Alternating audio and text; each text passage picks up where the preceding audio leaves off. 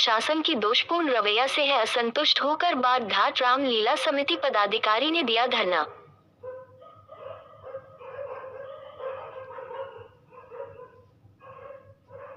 हम आपको बता दें कि गोरखपुर रामलीला कमेटी बाढ़ घाट के कार्यक्रम 11 अक्टूबर से प्रारंभ होकर 12 अक्टूबर को रावण वध राघव मिलन के कार्यक्रम दुर्गा पूजा के दिन आयोजित होते हैं, परंतु एक दिन पहले ही शासन प्रशासन की दोषपूर्ण रवैया के कारण रामलीला समिति बद्धघाट के अध्यक्ष को समिति द्वारा 11 तारीख के कार्यक्रम को स्थगित कर धरना पर बैठ गए। मिली जानकारी के अनुसार समिति के अध्यक्ष का कहना है कि स्थानीय पार्षद हम लोग के कार्यक्रम में सहयोग नहीं कर रहे हैं तथा कार्यक्रम अवरोध पैदा करने के कारण शासन प्रशासन को गुमराह कर रहे हैं तथा रामलीला प्रांगण में विद्युत कनेक्शन होने के बावजूद लाइन को कटवा देने, सफाई व्यवस्था पूर्ण रूप से न करवाना जैसे कार्यों से असंतुष्ट होकर रामलीला समिति ने धरना देना शुरू किया। धरने की सूचना मिलते ही शासन प्रशासन के हाथ पैर फूल गए। योगी के शहर में योगी के निकटतम के सभी कार्यक्रम में मुख्यमंत्री योगी आदित्यनाथ उपस्थित होते हैं, उसके बावजूद विवश होकर रामलीला समिति के पदाधिकारी धरने पर बैठ गए। रामलीला समिति के अध्यक्ष ने बताया कि पूर्ण रूप से मैं 20 तारीख को ही नगर निगम नगर आयुक्त को प्रार्थना पत्र देकर रामलीला मैदान की सफाई और विद्युत व्यवस्था की सुनिश्चित करने के लिए प्रार्थना पत्र दिया था, परंतु स्थानीय पार्षद के अवरोध पैदा करने से नगर निगम द्वारा वह व्यवस्था नहीं दी गई, जिससे रामलीला समिति के अध्यक्ष को समिति की पदाधिकारी में आक्रोश व्याप्त हो गया। सूचना मिलते ही प्रशासन के सभी अधिकारी धरना स्थल पर पहुंचकर समिति वालों से बातचीत किया, उनकी मांग पूरी करने का आश्वासन किया। इसके पश्चात धरना समाप्त हुआ। प्रशासनिक अधिकारियों ने आश्वासन दिया कि सभी व्यवस्था पूर्ण कर दी जाएगी।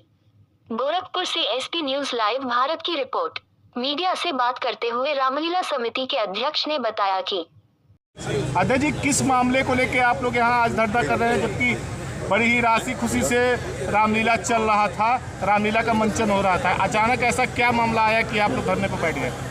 ऐसा मामला इसलिए आया कि दिनांक हमारी लीला 29 तारीख शुरू होती थी। मैं 20 तारीख को ही नगर आयुक्त को मैं अपना पत्र दे दिया। पत्र के माध्यम से जो उनसे सुविधाएं मिलती हैं रामलीला में, फॉगिंग के लिए, सफाई के लिए और उसके साथ साथ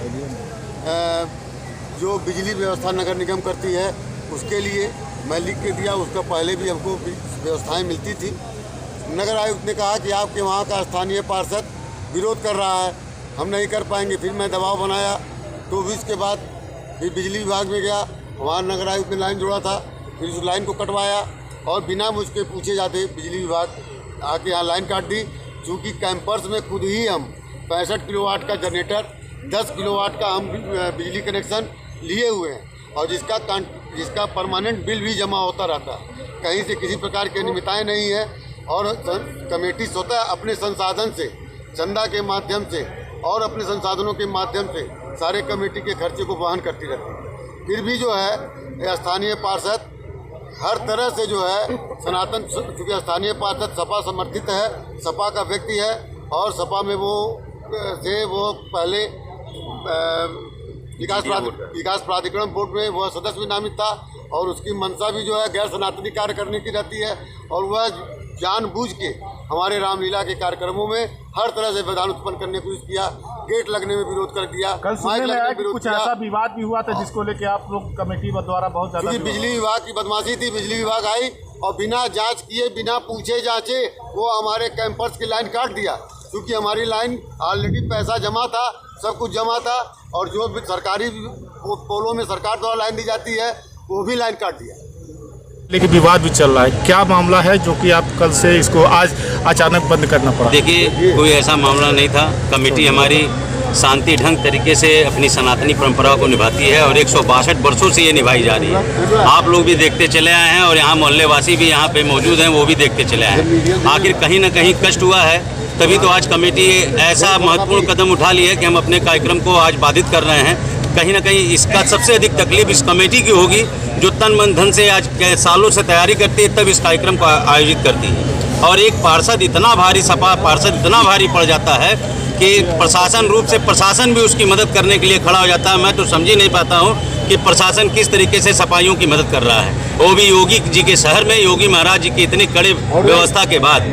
हम लोग क्षुब्ध प्रशासन की इस कार्रवाई से भी हैं। अगर हम लोग चोर हैं, बिजली विभाग जैसा कहती है, जैसा पेपर छापता है। अगर हम चोर हैं तो आज हमारा पूरा समाज यहाँ इकट्ठा हुआ है अपनी गिरफ्तारी देने के लिए।